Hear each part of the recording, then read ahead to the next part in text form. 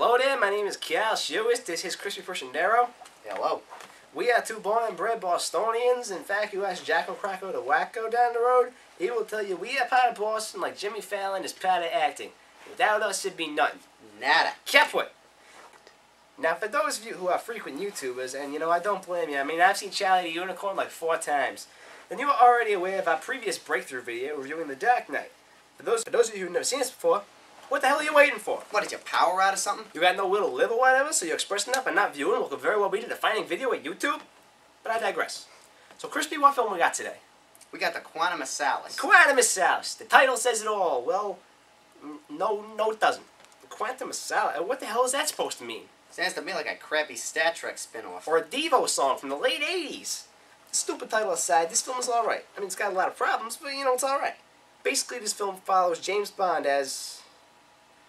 Well, that's about all I can follow. Crispy, what's the plot? I don't know. It makes no sense. It's basically James Bond, then 3 fights in a row, people die, another couple fights, M talks for a little bit, people die, more fighting, M insults Bond, Bond leaves some guy in the desert, M talks for more fighting, M talks, and the movie ends.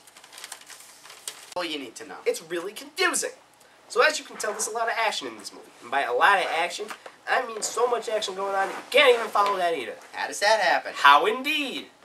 But yeah, Daniel Craig's still as badass as ever, and the opening showcases his badassery with a cat chase, an interrogation dance with a fight, and then another chase scene. As you can guess, more people die. I mean, what is their fascination with situations that ultimately lead to termination? The economy's deteriorating. It needs rehabilitation. But are we the victims of hesitation? Nah, this was set up during the Declaration in the country's formation. So anyway... Adulation. Sorry. Anyway, another cool aspect about this film is the theme song Another Way to Die by a hot Brazilian hooker and that dude from the White Stripes. It sounded cool and the opening credits were awesome. Also, there's a woman in this movie named Strawberry Fields. Now, I'm not the kind of guy who gets excited over sly references to things I know about.